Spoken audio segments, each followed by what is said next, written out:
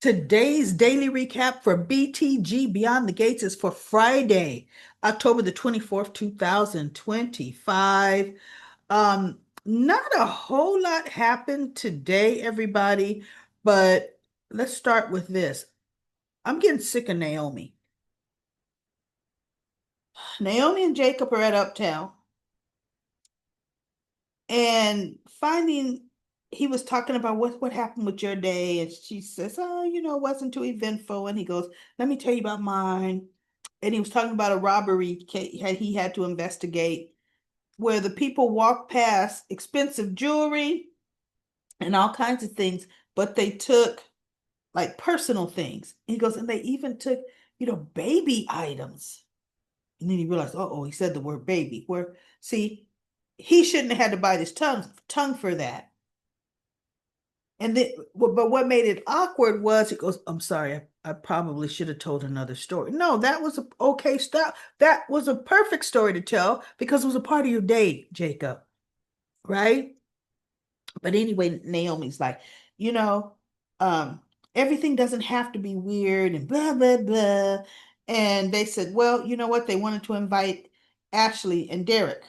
So they text them, and Ashley and Derek, they showed up, and Ashley looked cute for Ashley. And they sat down. Well, Naomi was on her like second drink, the way she was acting, third drink. So she was real, actually rude in reference to Jacob because she actually was talking about goodness wedding. Derek brought it up. Oh my God. He never knew wedding plans could be so complicated. And Ashley said, oh, yeah, between the venues and blah, blah, blah. And Naomi just like intoxicatingly, yeah, look, I could tell you all about it. Here's what you want to do. She took over the whole conversation, and they're all just sitting there as she talks a mile a minute about color palettes and how to get the bridesmaids to, you don't give too many choices, you blah, blah, blah. And Ashley's just looking at her, and Derek is looking like a deer in the headlights with all the stuff that Naomi say. And Jacob said, hey, babe, can you slow down? My man Derek is sitting there lost, right? And so Derek says, that is a lot you're giving, Naomi. And she goes, yeah. And of course, the conversation police has to butt in and blah, blah, blah. She made a rude comment about Jacob. And Jacob kind of looked at her. And Ashley and Derek looked at her. She says, can't say one thing without him having to bring it down. And Ashley says, oh, you know what? Let's go to the bar and get some more and get some get us we're gonna get some drinks for her and Derek, right? So she goes, of course I'd love to get on that, go to the bar with you, away from Mr. Buzzkill. And Jacob's looking at her, so she gets up and Ashley says, what is going on with you?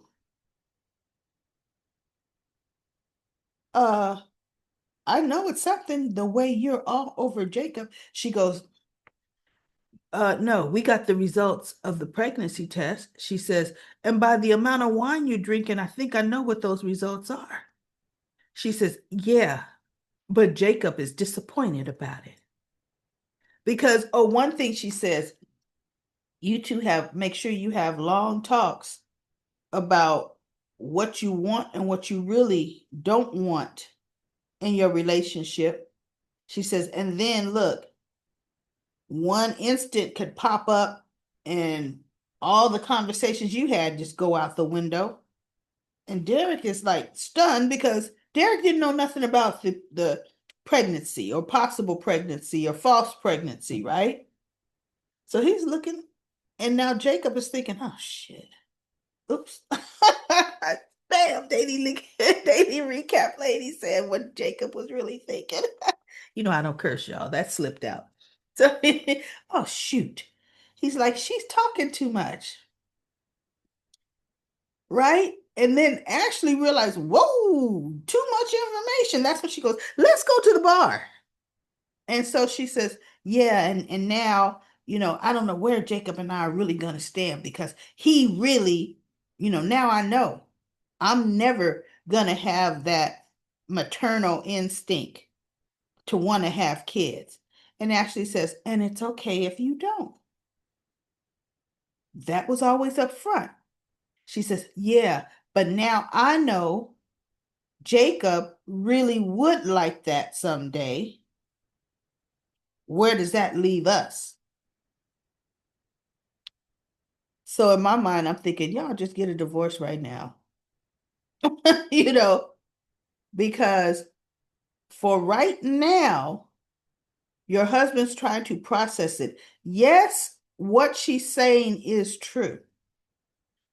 Now that he wants a child, which is something he had never really thought he wanted, that is a big game changer in a relationship. Some women honestly never want kids, ever. And that's okay. Because if you know you don't ever want kids, don't have them because you won't be a good mother to them. You're going to neglect them. You're going to always say, I didn't want this. He forced it on me. I could have, should have. Don't do all that if you know that's what you're going to do, right? But of course, then there are some women that later, Naomi has to be in her mid, I'd say early, Bill and Danny were married for over 30 years.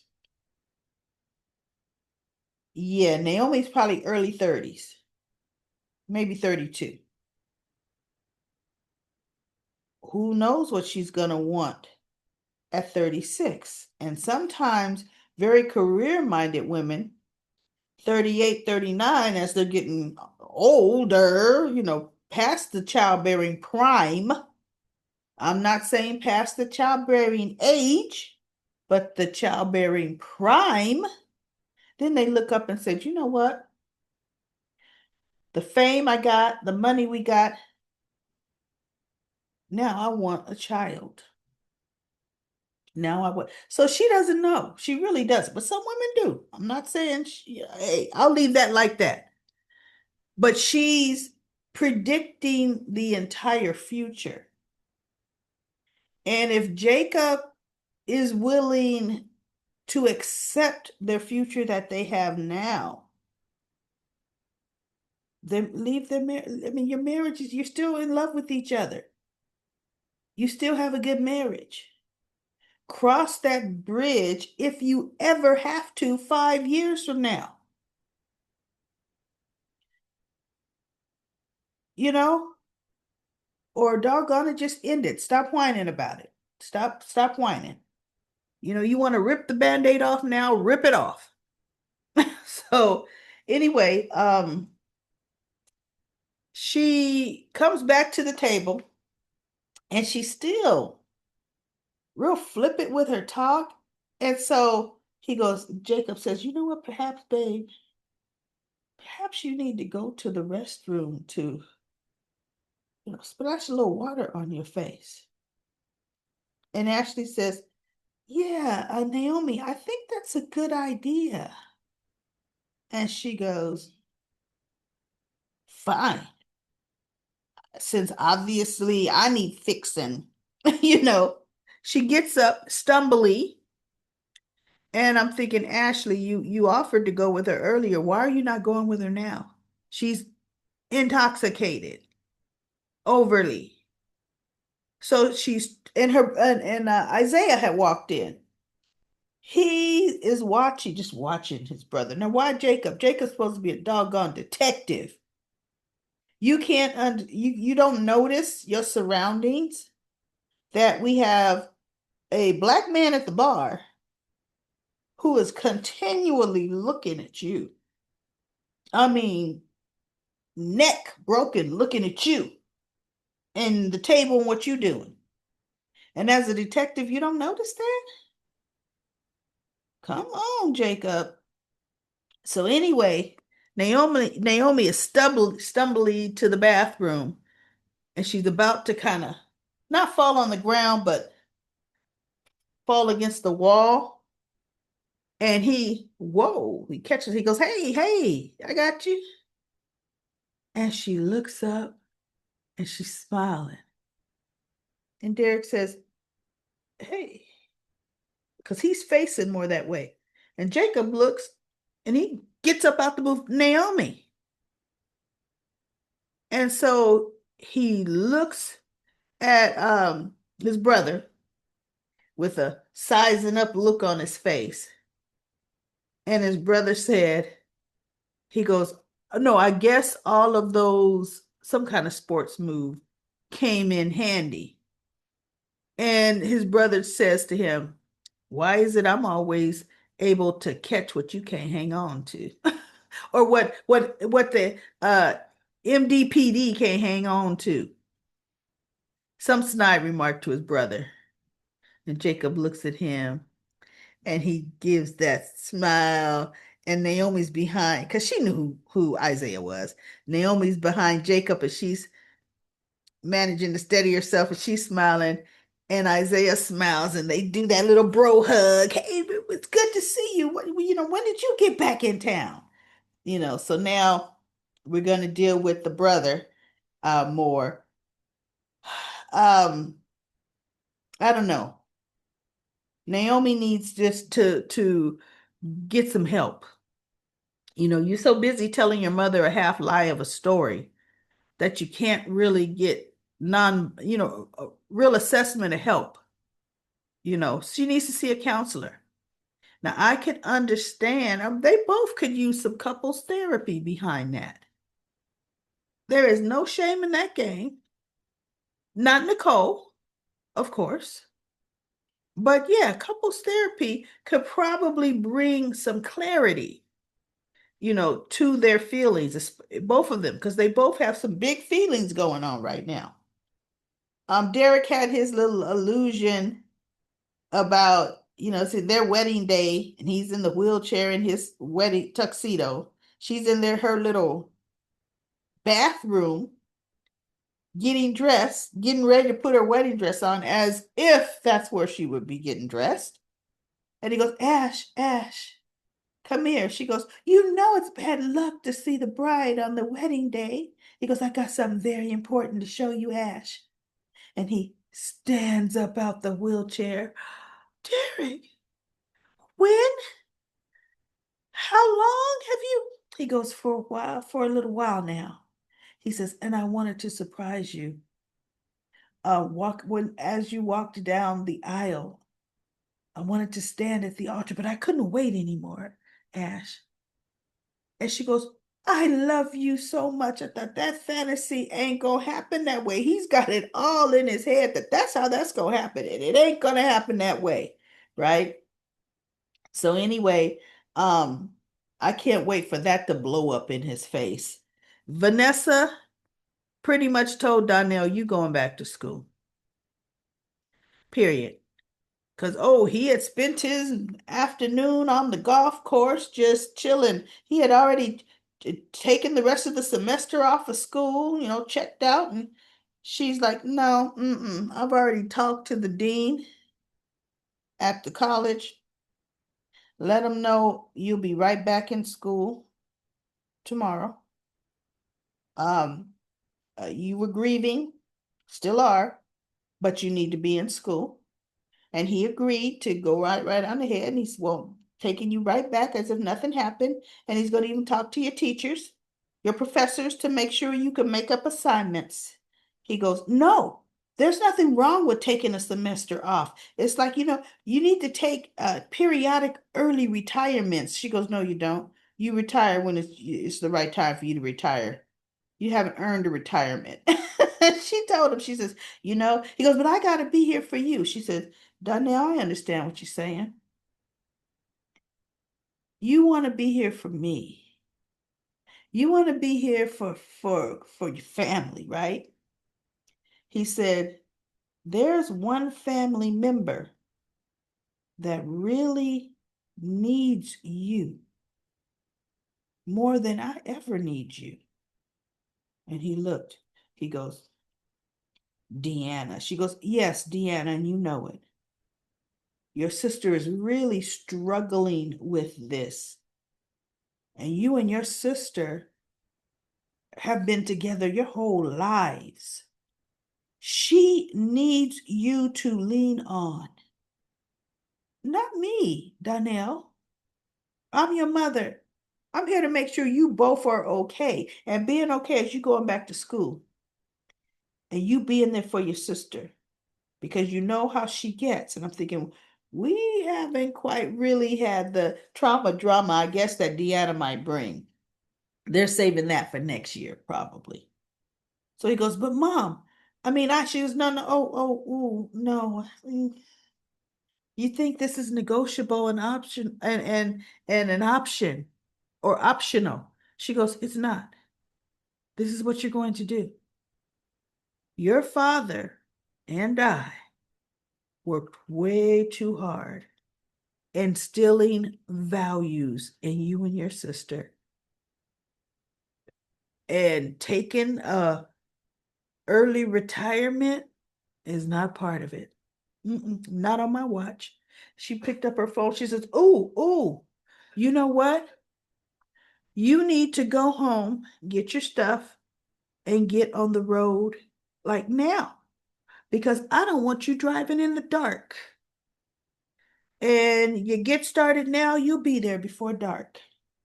And he looked at her. She goes, "No, go ahead, go on, get your stuff, get in, and you call me when you get there." Or I think she said, "Text me when you get there." And he's like, "Well, um, okay." So she goes to Joey and she tells him what she's done. I'm letting you know I know how to take care of business. And he goes, "Vanessa." She goes, "No, no, I am ready to be a partner. I this, I that." And so he goes, "You living behind them gates don't have a clue." She says, "Yeah, but that's where I'm beneficial because the pull that I have from my circle can only bring more money into your business, our businesses. I'm the bridge." And he just looked at her. She says, "Now, why don't we do this? Why don't you come spend the night at my house tonight?"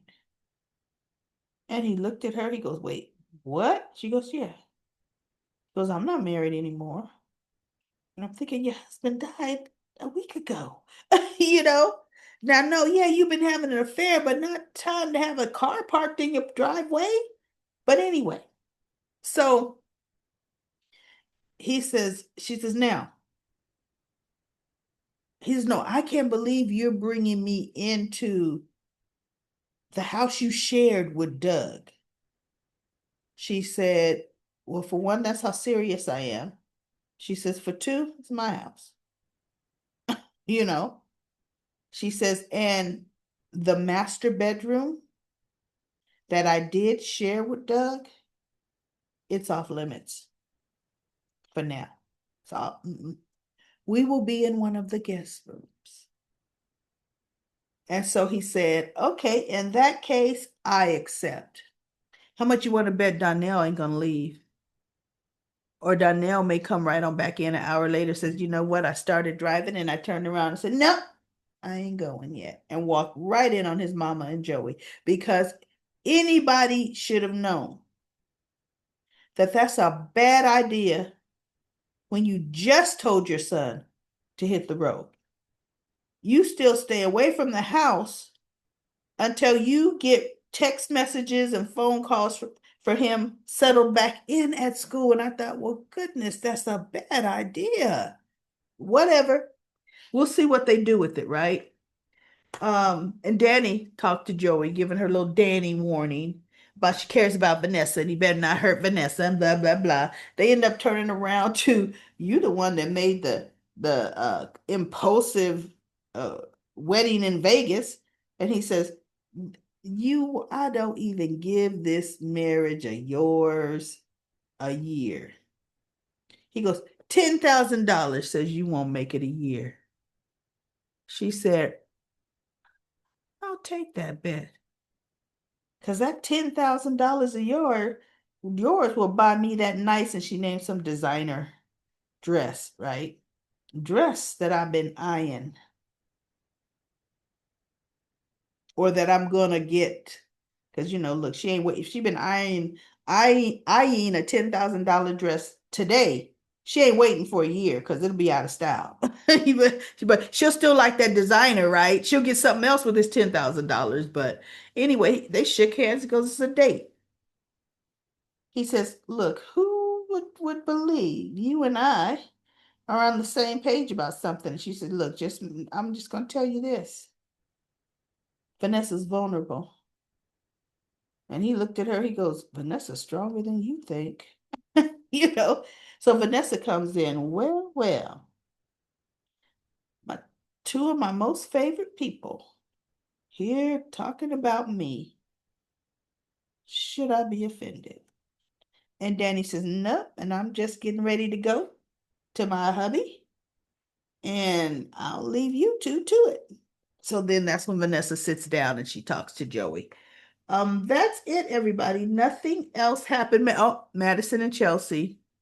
They're getting ready to bring in Madison's mother. Chelsea's going to do some meddling. Her mother doesn't believe, as of the past, I think, few years now, she doesn't believe in traditional medicine. So she, got all hooked into online and everything being natural and this herb for that and the whole nine yards. So she would send Madison stuff like, your patients need this. You need to, stop, giving them, pushing them this, that, and the other. So then it became that Madison isn't doing the best she could for people and just the whole nine yards. So her and her mother are at odds. And Chelsea's like, but I mean, I can understand to an extent because I'm into a lot of the natural remedies. And Madison says, "Yeah, but I'm also a physician. And I'm also, isn't Madison, I think she's a neurologist. She's like, I believe in what I do, and I save plenty of lives, you know." And so Chelsea says, "Oh no, I'm not saying it. I'm not saying anything either way. I said I could just see how some people are really, really, they really believe in that natural herbalistic approach." And so she says, so she says, "I just had to pretty much cut my mother off because, and that's why I don't do social media. I used to do your typical social media posts. And then my mother would come in talking about them. Why don't you prescribe this for your patients? It does this, this, this, and this. I mean, why don't you tell them about this remedy, this herb?" She says, and I've lost a few patients saying, "You know what?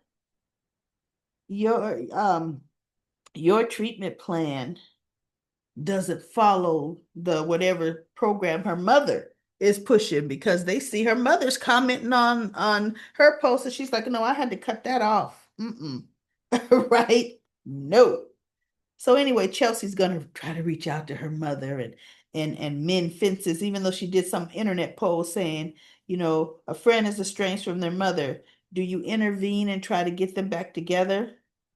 To try to get them to reconcile, and it ended up being 73% to or 75% to 25% saying mind your own business.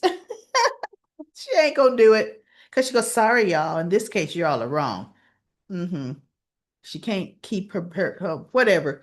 We already see where that's going. So that's it, everybody. I hope to see you tomorrow for the live stream for General Hospital. And I'll be back on Monday with another daily recap of BTG Beyond the Gates.